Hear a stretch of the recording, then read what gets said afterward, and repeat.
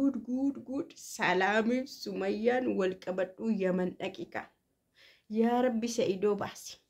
salaameessaa dhufte dhadhaatte iddoo kamii ol jette iddoo kamii ol jetteen jedhe dhadhaatte salaameessaa dhufte gaafa nama miidhu gaafa wayi namni hin jirre jira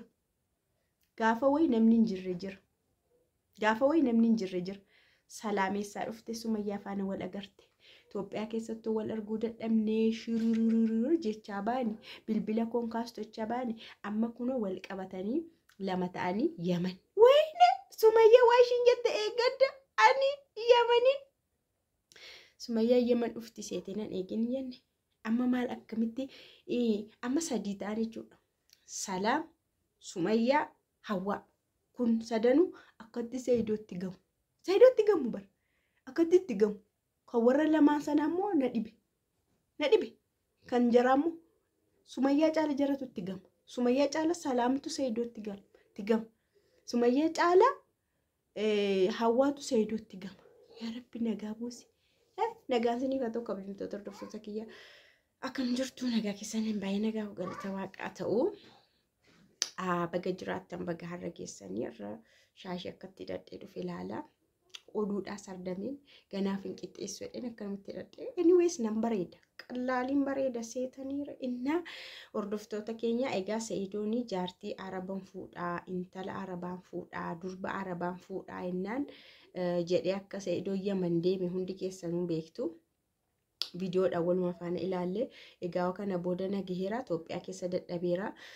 Sumayyaan yookaan ittiin araaramtu yookaan uftee in araaramtu yookaan narraan gortu yookaan nan dhiistu bakka baaf gala koo na dhowwite na teessisuu na dhowwite jedheetu kana booda dhaqeeni Araba intaloo Arabaa fuudhaa jedhee ka deeme hundi keenya iyyuu beekna jechuudha Ata'u malee amma immoo eengadda immoo Hawwaan mataan ishee Hawwaatu humna dabalataa waan matense Hawwaan eengaddaa osoo ni jiru hin fuutu osoo ni iddoo kana jiru immoo hin fuutu yoo dadhabe illee baxabbaxaa gaafsi wal fuutan jettee turte egaa jarri kuni hidhata waliin qabu kanaan dura hundi keessanuu Hawwaan waa'ee Sumayyaan beektu Sumayyaan waa'ee Hawwaan beektu Salaamiin beektu intarqishee Salaam jechaa baane garuu jarri kun sadan tokko hojiin isaanii taargeettiin isaanii tokko argitan miti dubbiin bultee dhugaan baatii jedhan amma Salaam isheen dhabamte sun hin dhabamte hin jirtu Salaam nafaanan haasoftu bilbilan kaastu nattiin dubbattu mana ishii dhaqnaanii jette Sumayyaan mana ishii dhaqnaan osoo mana jirtu hin jirtu jechisiisteetu na deebisiistee samana keessa ta'anii hin jirtu jedhan hin jiru yaadatumni dur nan beeka waan akkasii nama hin barbaanne wayyoo dhufe eewudhaan hin jirtu isheen mana hin jirtu muudii kanaan nan beeka qannama tokko jira namni nama nuffisiisu wayi nama siintaane muudii kee faantaan irma isheen dhuftu na aarsa kan jedhamu irma isheen argu najiif isheen immoo dhufnaan hin deemtu oduun isheen dhumu akkatti namni wal dabbaruudha maayizee warqasi akkatti Salaamii Sumayyaa akka waan ishee dabbarte mana keessa too jirtuuti hin jirtu jetteetu dubarraa na deebisiistee jette har'ammoo wal qabatanii shiriririririr walaalaalaalal jechaa Yaman gahanii jiru jechuudha Saidoon jara faana wal qunnameera natti fakkaata wal argeera fakkaata viidiyoo ganaa gadhiisatee hin beeku suuraan gadhiifamee jira ani immoo dursee toosaan naasee waan kanaan dura na keessa jiru baafachuun qaba dhugaa jirtu himuun qaba jechuudha waan kanaan dura yeroo namni itti yaade dubbatu namoonni baay'een haasaan dhugaan hin baachuudha suuta kanaan dura Hawwaan hin beektu jechaa turan Hawwaan garuu jalqaba amma dhumaa beekette yeroo darbe amma Sumayyaan mataan shiiyyuu afuuftee dheengadda akkatti xurumbaanutti afuuftee Salaamnatti hin dubbattu na dhokatti jette amma tikkeetti kutatee kan shirrisaa wal faana Yaman dhaqee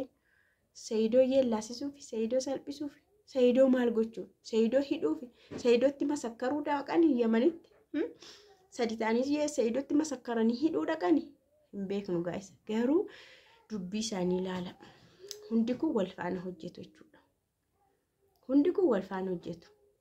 Bakka amma kana akan salaam immoo nuun galu wanti isaayyuu Sayidoodhaaf ta'e maqaan ishii Sumayyaadha ta'e gara isaa nu galuu dide amma nuun galle.